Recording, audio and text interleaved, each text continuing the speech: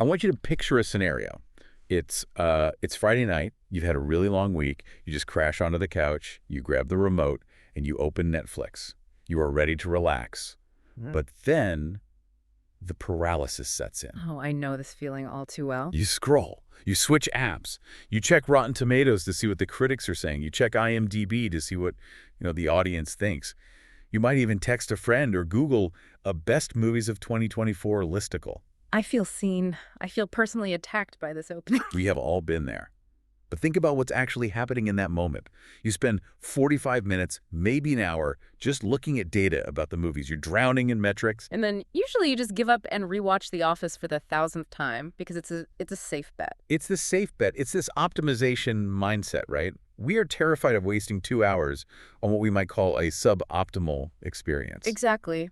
We treat life like it's a math problem where if we just have enough data points, enough reviews, enough stars, enough algorithm matches, we can solve for X and guarantee ourselves a good time. We want the data to make the decision for us. We want to outsource the risk. But the whole premise we're exploring today is, what happens when you face a problem that data can't solve? What happens when you run into the parts of life that are, by their very definition, incalculable? That is the cliff edge where calculation ends and judgment has to begin. Yeah. And honestly, I think our collective muscles for that, for actual independent judgment, have really atrophied. We're sort of scared of it. We are. And that is why today we are doing a deep dive into a really heavy-hitting, but as you'll see, surprisingly spicy collection of essays. It's called Humanistic Judgment. 10 Experiments in Reading. It's edited by Benjamin Barash, David Bromwich, and Brian Gersten. Spicy is definitely the right word, which is funny because on the surface it just looks like a standard academic book. But this actually grew out of a conference at Yale with a very provocative title, Judgment and Value in the Humanities, What's Worth Conserving. Which sounds very polite and academic, but in that world, that's basically them throwing down the gauntlet, isn't it? Oh, it absolutely is. The mission of this source material is quite bold. The contributors are essentially arguing that the humanities, the study of literature, art, philosophy, have kind of lost their way. How so? They argue that for the last 30 years or so, these fields have been trying way too hard to ape the social sciences. They've been focusing on culture in a very sociological sense, group dynamics, power structures, anthropology, and they've stopped talking about value. Meaning they stopped asking those simple, direct questions like, is this book good? Is this painting beautiful? Is this idea true?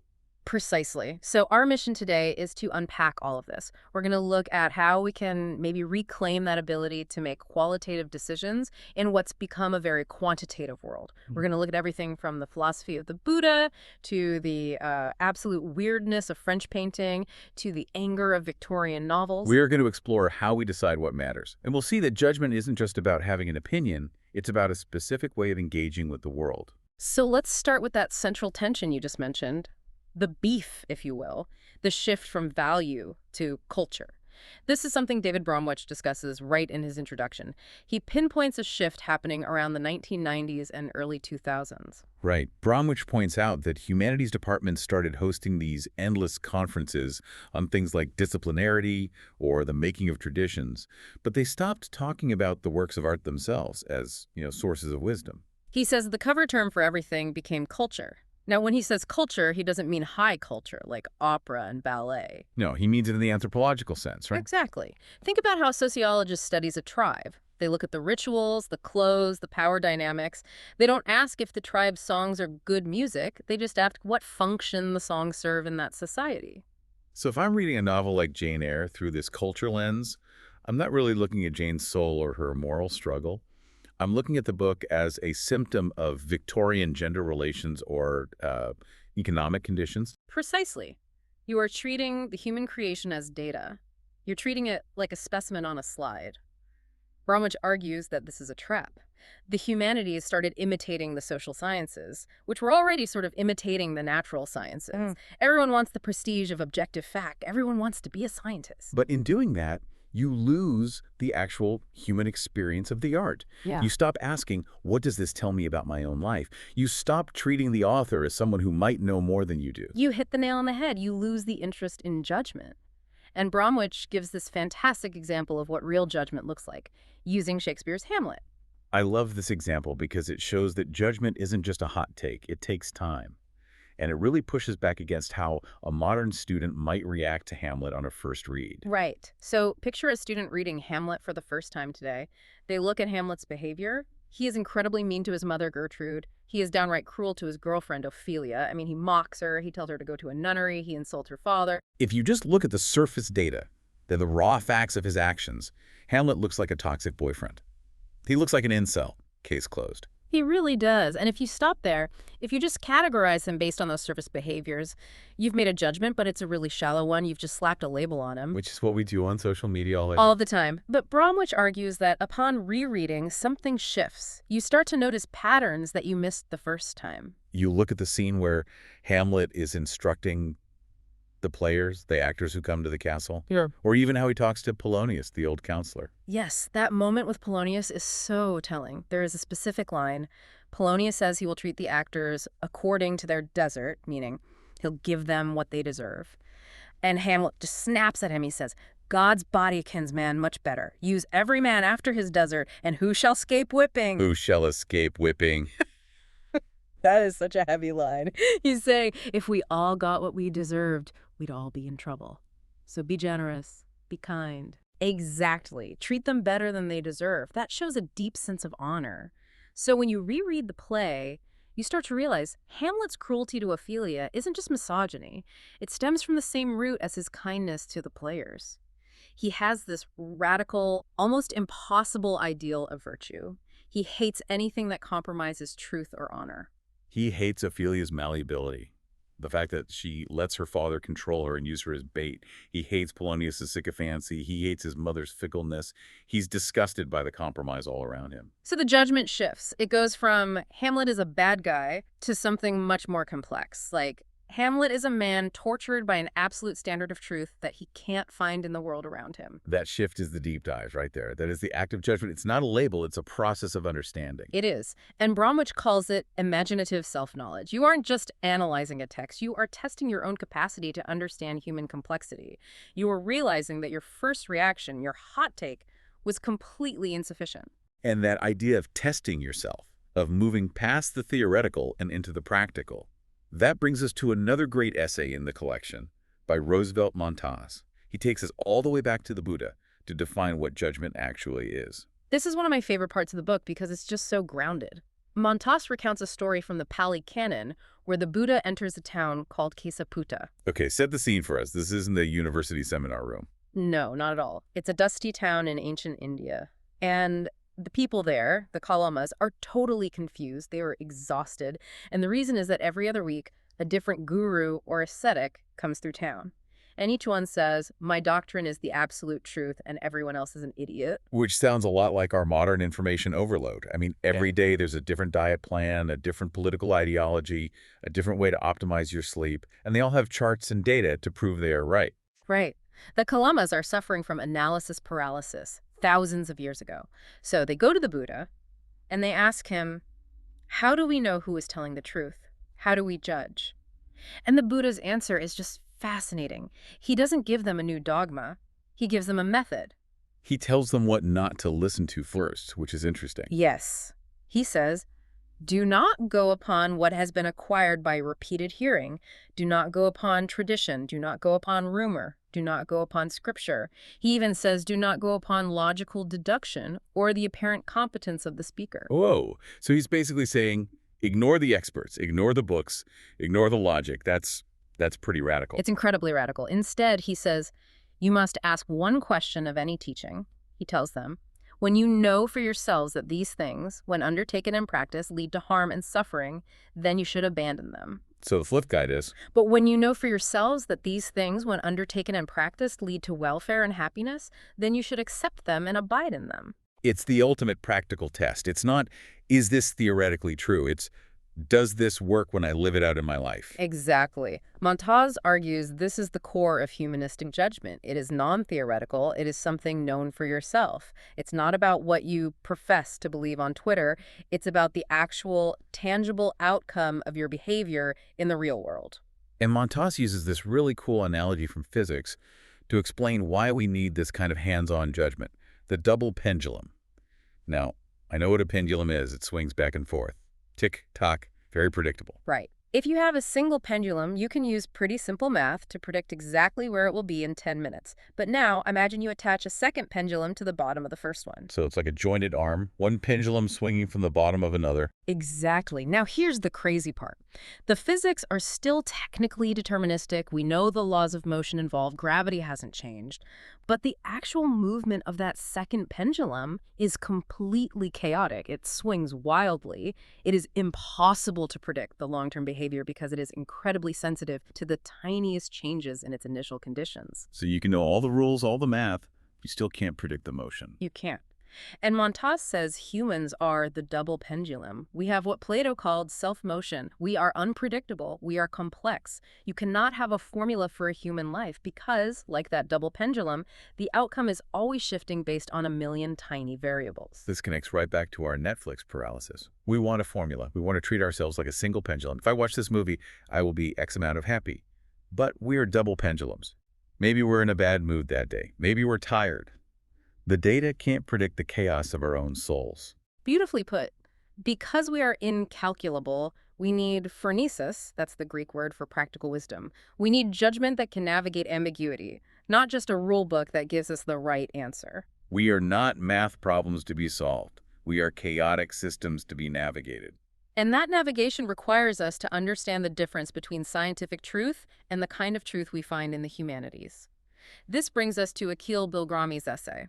He makes a really provocative distinction between how we handle truth in science versus how we handle it in our lives. This part really made me stop and think. He says that in science, if a belief is proven wrong, we don't mourn it. Right.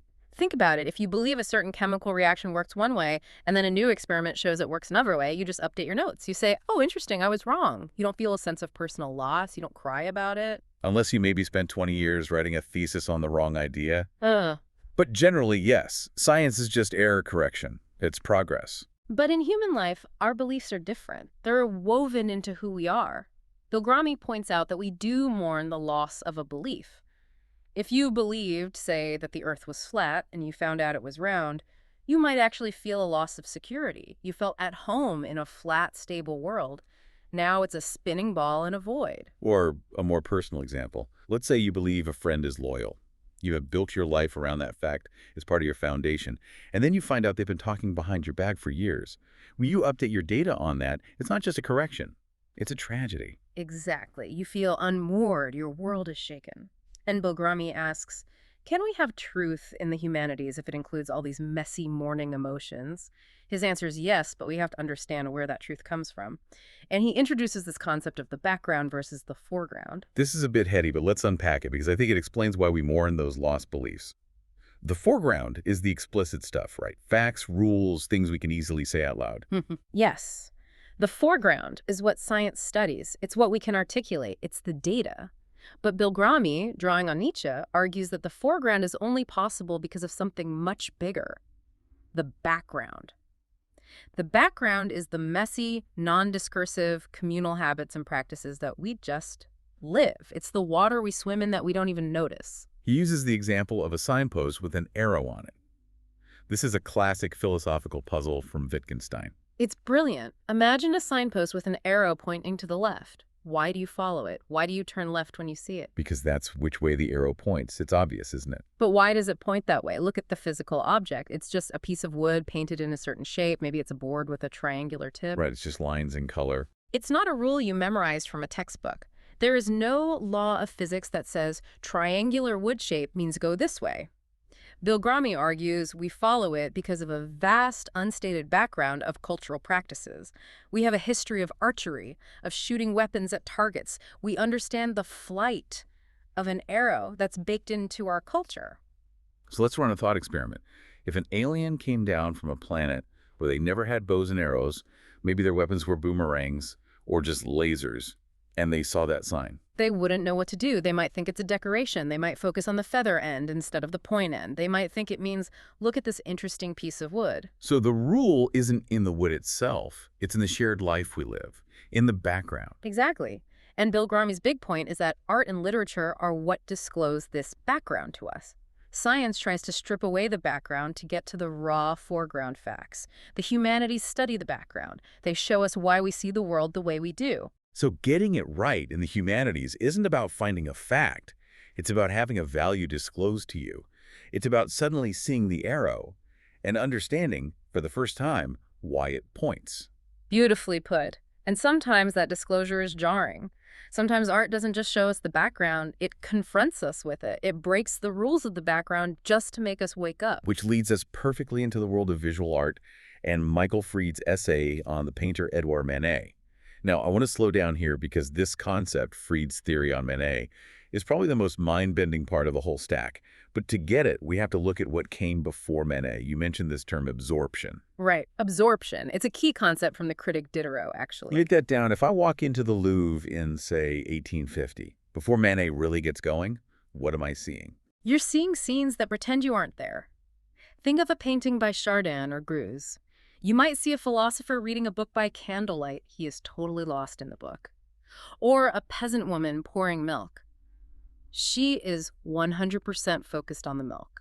The figures in the painting are absorbed in their own world. It's like a movie where the actors never, ever look at the camera. They're in a bubble. Exactly. And that was the standard for good art for a long time. It created a closed, fictional world. It was comfortable. You, the viewer, were a voyeur. You could look at them, but they couldn't look at you. It was a safe distance. And then Edouard Manet kicks down the door. Manet enters the chat, and he introduces what Freud calls facingness.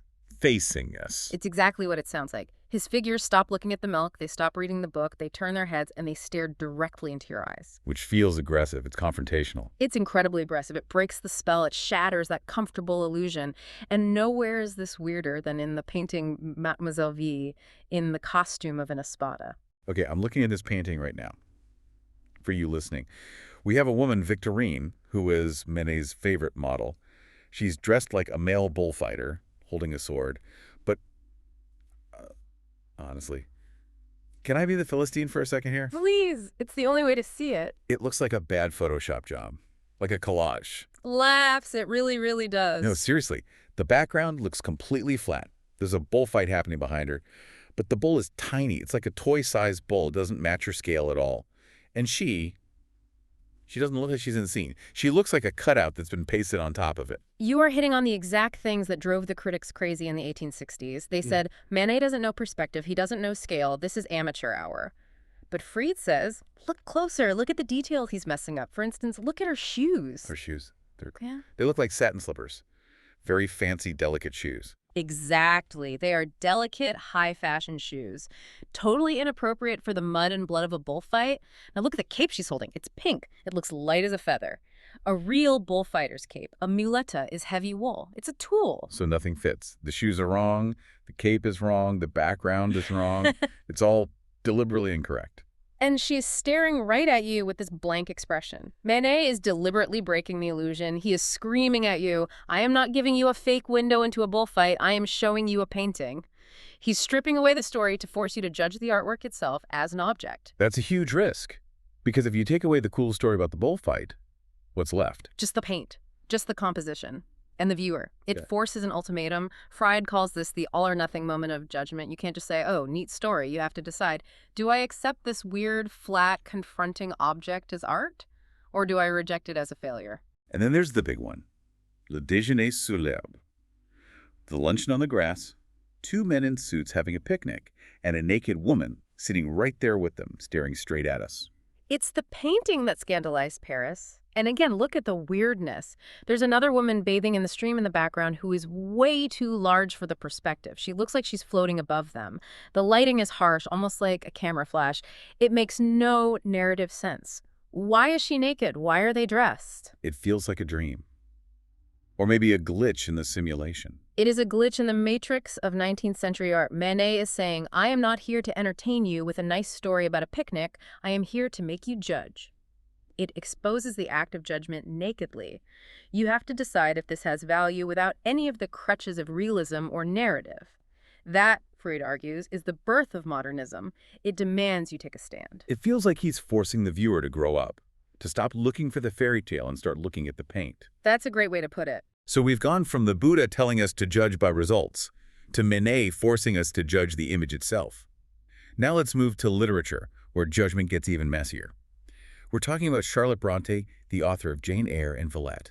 And specifically, we were talking about her anger. This is from a fascinating essay by Muriel Di Battista. She starts by contrasting Bronte with Virginia Woolf. Which is a real heavyweight matchup in literature. Yeah. And Woolf famously criticized Bronte. She said Bronte was at war with her lot. She thought Bronte's anger deformed her books, that she was too busy writing about her own grievances instead of just telling the story. Woolf wanted literature to be incandescent. That was her word. She thought the author's mind should consume all personal obstacles and become pure light. She didn't want the author's personal baggage to clutter up the page. But Di Battista completely flips this. She argues that Bronte's anger is exactly what makes the books true. Because the world isn't incandescent. Because it's messy and angry. Right. Bronte isn't trying to create a seamless aesthetic object like Woolf might. She is testing the oughts of life, how things ought to be, against what she calls the rude reality. Rude reality. I like that phrase. Mm-hmm. And nowhere is that reality ruder than in Bronte's novel Villette. Villette is a masterpiece of resentment, and I mean that in the best possible way. The protagonist, Lucy Snow, is constantly overlooked, constantly marginalized. She's poor, she's plain, she is lonely. And there's this scene where Lucy has a vision of human justice, and it is absolutely terrifying. It's one of the most vivid images in the whole book. Usually, Yeah. we picture justice as a blindfolded woman with scales, very dignified, marble statues and all that. Right, that's the foreground version of justice, the ideal. But Lucy Snow sees the background truth. She sees justice as a red, random beldame. The beldame is like a hag, right? Yeah. A messy, chaotic old woman. Yes.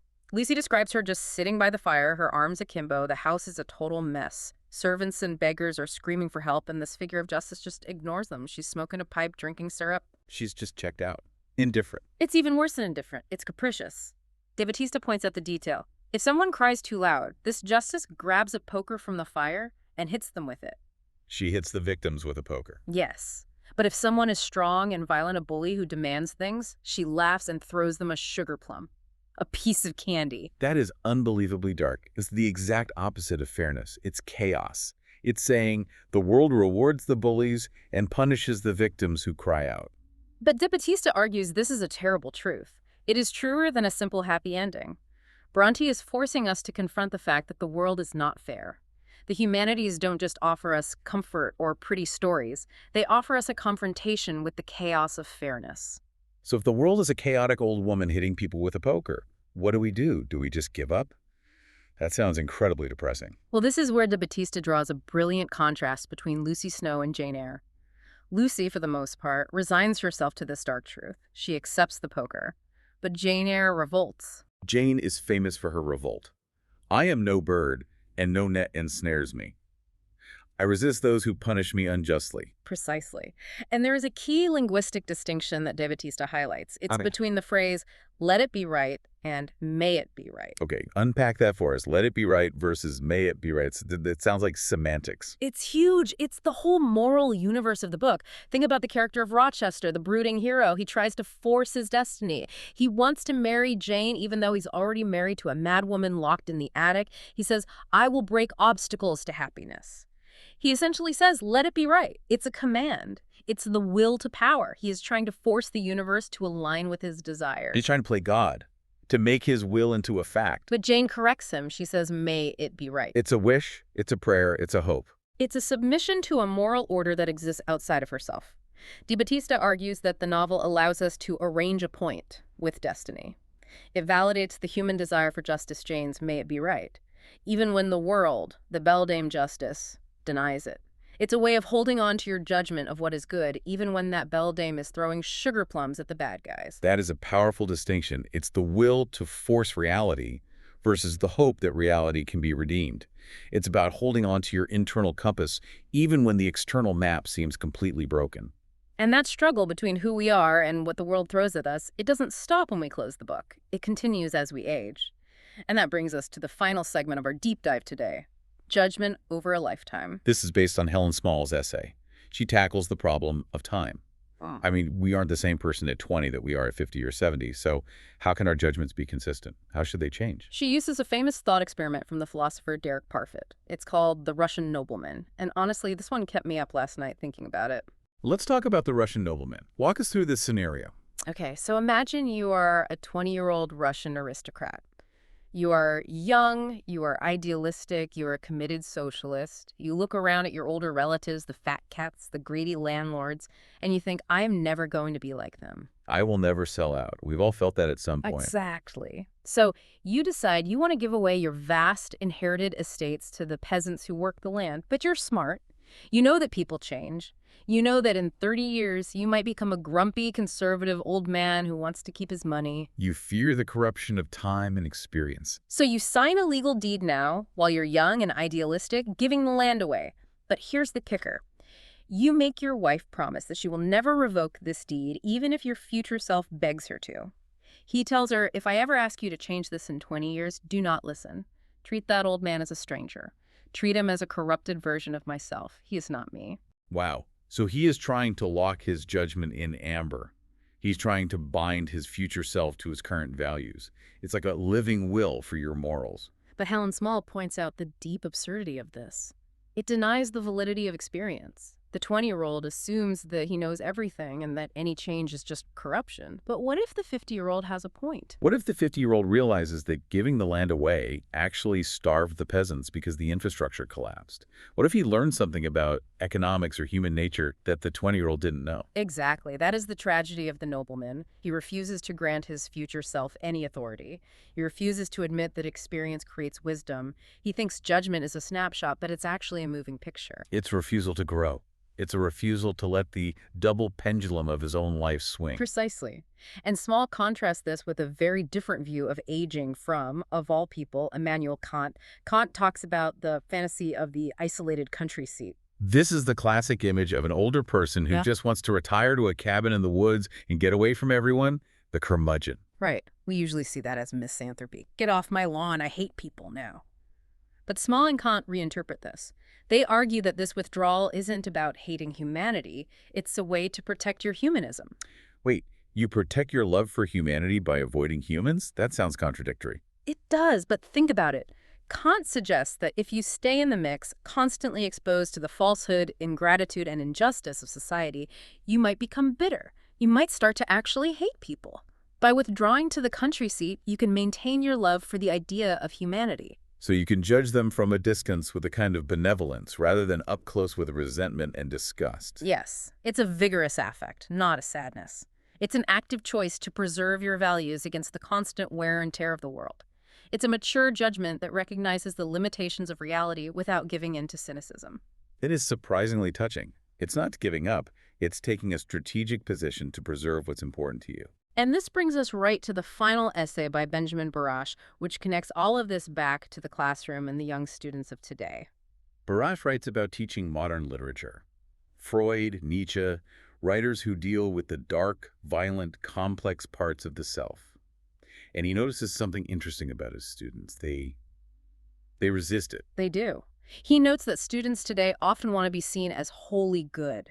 They recoil from texts that suggest the self is divided or aggressive or complicit in violence. He mentions the snowflake label, but he treats it with a lot of nuance. He says it's not just about them being fragile. No, it's not just fragility. He argues it's a direct result of living under digital surveillance and what he calls a sociological reduction of the self.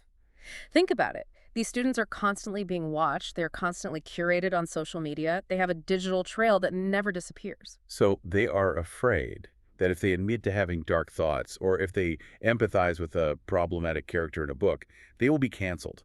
They will be categorized as bad. The label will stick forever. Exactly. So they flatten themselves. They become data points. I am this identity and this identity is good. They lose the background. They lose the chaotic double pendulum of their own souls. They are, in a sense, afraid of their own complexity. And Barash's solution to this is Shakespeare. It is. He quotes the great Black intellectual W.E.B. Du Bois. Du Bois wrote about sitting in his study, surrounded by books, crossing the color line to commune with the masters of Western thought. And he wrote this incredible line, I sit with Shakespeare, and he winces not. He winces not. That is a beautiful, powerful line. It is. Dubois is saying that in the great works of the humanities, he finds a community that is deeper than social categories.